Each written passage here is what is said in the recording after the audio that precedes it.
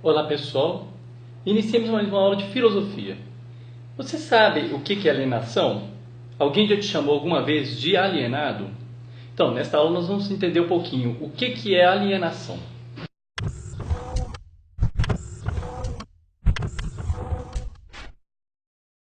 O termo alienação, ele vem do latim alienare, que significa tornar algo outro, mais ou menos assim, né? Porque alien, vocês lembram que alien, por exemplo, a gente fala alienígena, aquela pessoa que tem origem em outro planeta, etc. Então, alien significa exatamente outro, né? Então, alienar é tornar algo outro. Então, a gente tem vários sentidos empregados da palavra alienação. Por exemplo, o que é um imóvel alienado? Seria um imóvel cuja transferência foi passada para outro lugar. Por exemplo, a transferência de um imóvel para um banco, como garantia, por exemplo, de um empréstimo. É uma alienação, né? Ou seja, a transferência do domínio desse bem. Eu posso estar tendo usufruto dele, mas ele é do banco até que eu pague minha dívida, por exemplo. Então, é um imóvel alienado. Também tem a alienação no sentido psicológico. Seria o quê? Quando a pessoa ela não se reconhece em si mesma, né? Ela é alheia a si mesma. Então é como se fosse um louco que está num hospício, por exemplo, que se acha Napoleão Bonaparte, né? Isso é um alienado.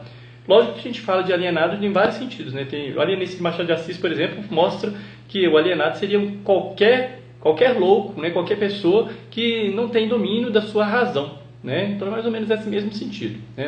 no sentido psicológico. E no sentido filosófico, a gente tem o quê?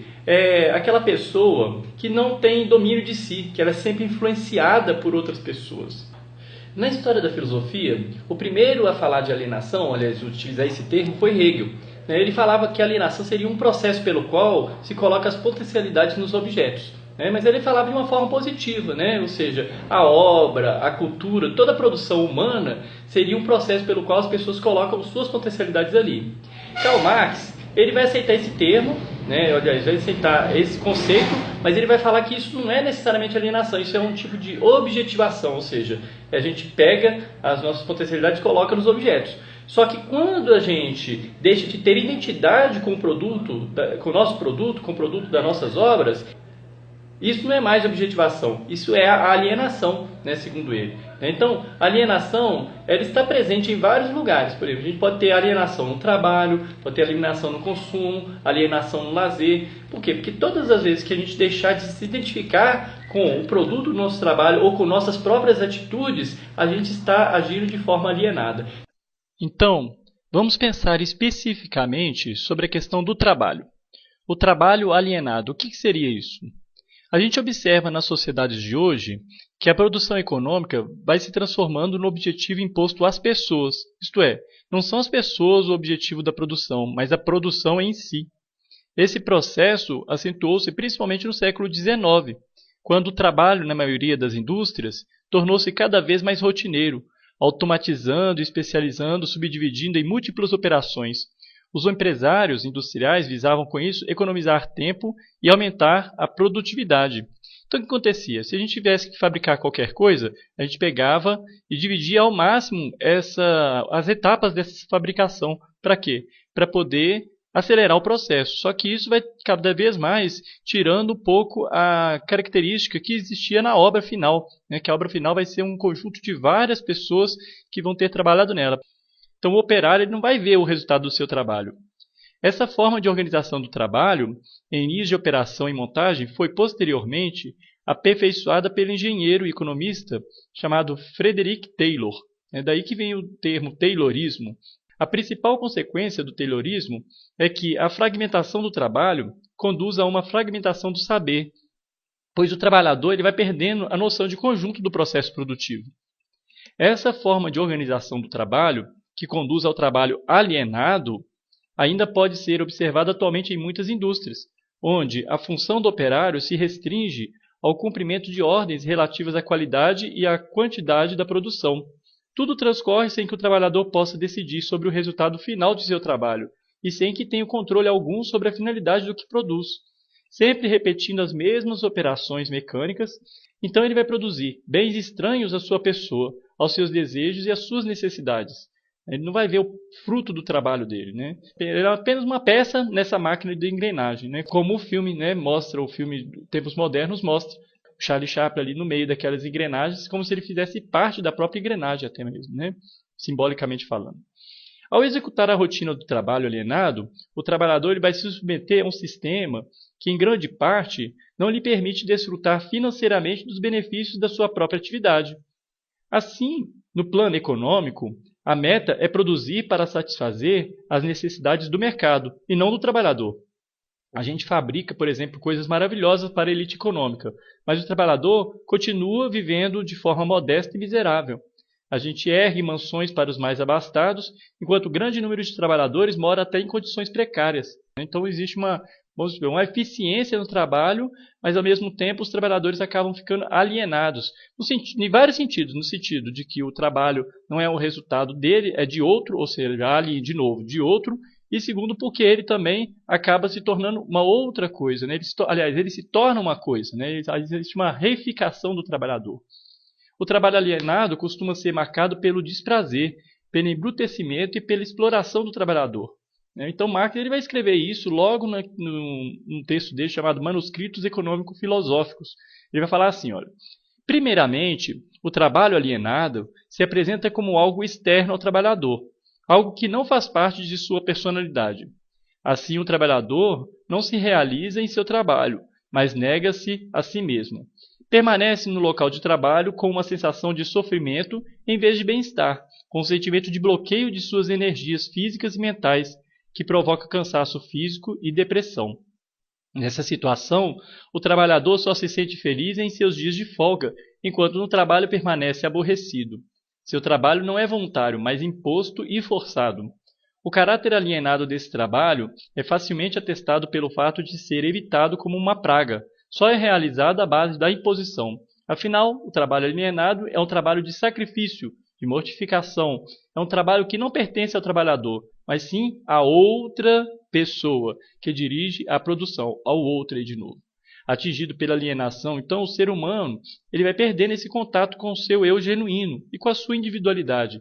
Né? Ele vai se sentir como uma coisa. Né? Tem um psicanalista, o Erich Fromm, que vai exatamente falar isso, né? Que a pessoa ela se torna essa coisa.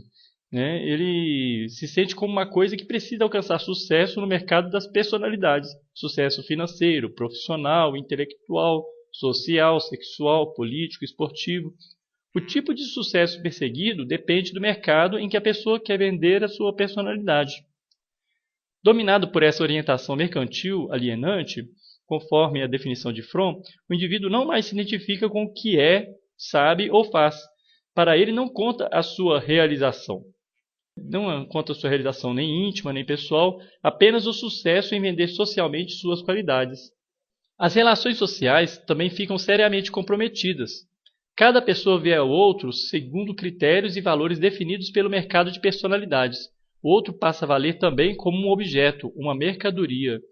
Então ele vai falar num livro dele, né, Análise do Homem. Tanto suas forças quanto o que elas criam se afastam, tornam-se algo diferente de si, algo para os outros julgarem e usarem.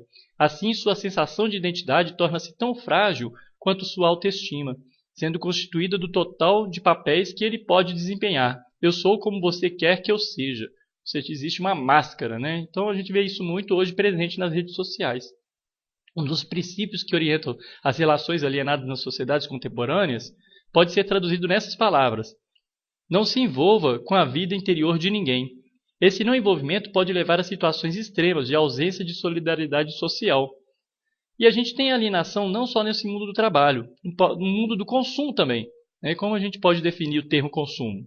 Consumir significa o quê? Utilizar, gastar, dar fim a algo, não é isso? Quando a gente consome energia, né? A gente está gastando energia. Né? Quando a gente consome alimentos, está gastando, está dando fim. Para alcançar o quê? Um objetivo. Você não gasta luz à toa, ou se alimenta à toa. O ser humano ele necessita de objetos exteriores para a sua sobrevivência. Por isso, eles produzem em sociedades esses objetos de consumo. O que seria o consumo alienado? Para a gente entender isso, é importante a gente entender as diferenças socioeconômicas que existem no mundo. Né? A gente sabe, não precisa de eu ficar aqui expondo, a gente basta jogar aí no Google que a gente vai ver sobre a fome na África, dos países subdesenvolvidos. Né? Então, a fome no mundo é muito grande, enquanto outros setores estão abastados. Enquanto boa parte da humanidade enfrenta o drama agudo da fome, da falta de moradia, do desamparo à saúde, à educação, ser o mínimo necessário para sobreviver, Uma minoria pode se dar ao luxo de consumir quase tudo e esbanjar o supérfluo. E aí que entra o conceito de consumo alienado. Assim, é principalmente entre a parcela da população de bom poder aquisitivo que ocorre esse fenômeno, já que não tem muito sentido falarmos de consumo alienado entre uma multidão de famintos, né, que nem consumo tem. Né? Karl Marx observou que a produção é ao mesmo tempo consumo, pois quando o trabalhador produz algo, além de consumir matéria-prima e os próprios instrumentos de produção que se desgastam ao serem utilizados, ele também consome suas próprias forças vitais nesse trabalho.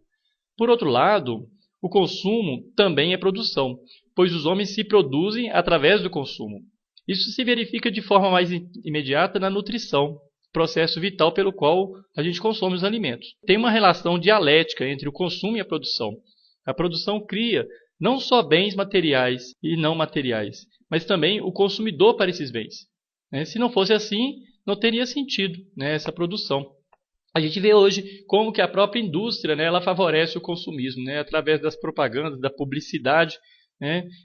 Igual, às vezes, que necessidade às vezes tem um garoto de 10 anos ter um iPhone da última geração e etc. Então, existe uma necessidade que é criada. É um elemento fundamental das sociedades capitalistas, a publicidade. Uma vez que é por meio delas que vão sendo impulsionados nos indivíduos essa necessidade de consumo. E aí começa uma roda viva. A produção cria o consumo cria a necessidade de uma nova produção. Por quê? Aí você criou necessidade no indivíduo. O outro, ao ver aquilo, ele também pensa, será que não seria necessário eu também ter aquilo ali? Então você vai criando a necessidade cada vez mais, ela vai se multiplicando. Essa dupla criação de necessidades, a produção criando o consumo criando produção, vai gerando a reprodução do sistema capitalista. E a alienação do consumo é aonde? Se a gente entender que os homens se formam interagindo com o mundo objetivo, consumir significa participar de um patrimônio construído pela sociedade, não é isso? Assim, além de atender às necessidades individuais, o consumo expressa também a forma pela qual o indivíduo está interligado à sociedade. No entanto, nas sociedades contemporâneas, a gente observa a exclusão da maior parte das pessoas do consumo efetivo do patrimônio produzido, em vista das desigualdades econômicas e sociais.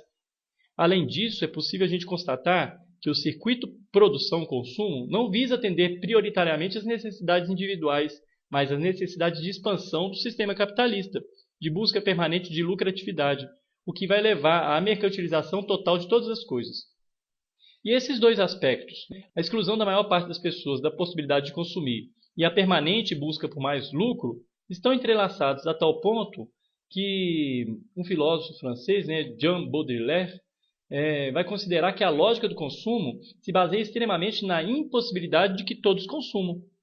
De acordo com sua análise, o consumo funciona como uma forma de afirmar a diferença entre os indivíduos. O fato de que alguém possui um automóvel de luxo só tem sentido se poucos indivíduos puderem ter. Senão ele não marca a diferença desse indivíduo. O objetivo adquirido aqui funciona, porque como um signo da diferença de status. Nas palavras dele, o prazer de mudar de vestuário, de objetos, de carro, vem sancionar psicologicamente constrangimentos de diferenciação social. A propaganda vai tratar de assegurar essa distinção, vai associar marcas e grifes a comportamentos e padrões inacessíveis à maioria da população. E mais que isso, impossíveis de serem alcançados em escala mundial, devido ao impacto que isso significaria em termos do meio ambiente. Imagine se todas as pessoas tivessem todas as coisas que são consumidas. Então o próprio meio ambiente estaria no fim. Aliás, ele já está sendo degradando cada vez mais. Então esse tipo de consumo alienado é movido pelo desejo do consumidor de sentir-se uma exceção em meio à multidão. Olha, eu tenho o iPhone da última geração. É como se a posse do objeto satisfizesse a perda da própria identidade. Os mestres da propaganda eles sabem disso. E eles oferecem produtos que vão sucedendo uma rapidez impressionante, como substitutos para essa insatisfação que o indivíduo sente em relação a si próprio. Isso vai se traduzir em uma busca ansiosa por adquirir o que se deseja. A gente ignora a possibilidade de desejar porque já adquiriu. Quando a gente adquire, a gente não deseja mais. Então, você já deseja uma outra coisa. Você tem o iPhone 5, agora você quer o iPhone 6 e já está esperando ansioso pelo iPhone 7, assim por diante. Em outras palavras, o consumidor alienado, ele age como se a felicidade consistisse apenas em uma questão de poder sobre as coisas, ignorando o prazer obtido com aquilo que ele verdadeiramente ama.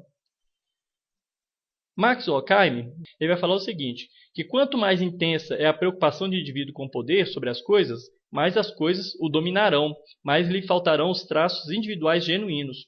Assim, no consumo alienado, não existe uma relação direta e real entre o consumidor e o verdadeiro prazer da coisa adquirida.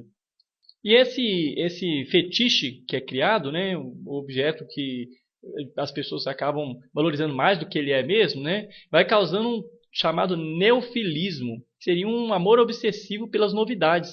Né, vai afetar praticamente todas as relações que o ser humano é capaz com o mundo exterior. Então, ou seja, você ama mais até os objetos, as coisas, do que as próprias pessoas que estão ao seu redor.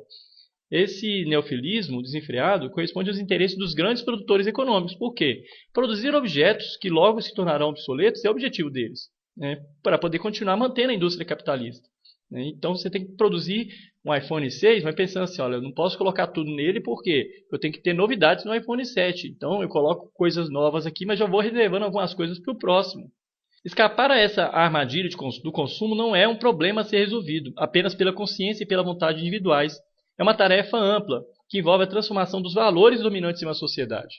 Aí que está o problema, que não é só o indivíduo, né? Porque você pode também, talvez você sabe disso, que você não precisa, não tem necessidade daquele bem, mas o outro não sabe. Às vezes ele está sendo alienado pela mídia, pelos meios de comunicação, então tem que ser uma mudança de valores mesmo. E também nós podemos falar da alienação até mesmo em relação ao lazer. O que é um lazer alienado? O que a gente pode dizer? Será que o processo de alienação na sociedade industrial afeta também o nosso tempo livre? A indústria cultural e de diversão, ela vende peças de teatro, filmes, livros, shows, jornais, revistas, como qualquer outra mercadoria. E o consumidor alienado, ele compra seu lazer da mesma maneira como compra sua pasta dental, seu shampoo, né? Consome filmes da moda, frequenta os lugares badalados, sem um envolvimento autêntico com o que faz. Então, às vezes, tem um filme agora que todo mundo está assistindo e eu não assisti ainda. Pronto, e agora? Eu tenho que assistir, eu fico ansioso se eu não estiver sabendo dessa novidade, me sinto um passarinho fora do ninho. Então, agindo desse modo, muitos se esforçam e até pensam que estão se divertindo. Eles querem acreditar que estão se divertindo. No entanto, através da máscara da alegria se esconde uma crescente incapacidade para o verdadeiro prazer, porque a pessoa para de fazer aquilo que ela gosta no tempo livre dela. Isso quer dizer que a lógica capitalista vai afetar até mesmo a relação do indivíduo com as obras de arte, reduzidas ao nível de mercadorias.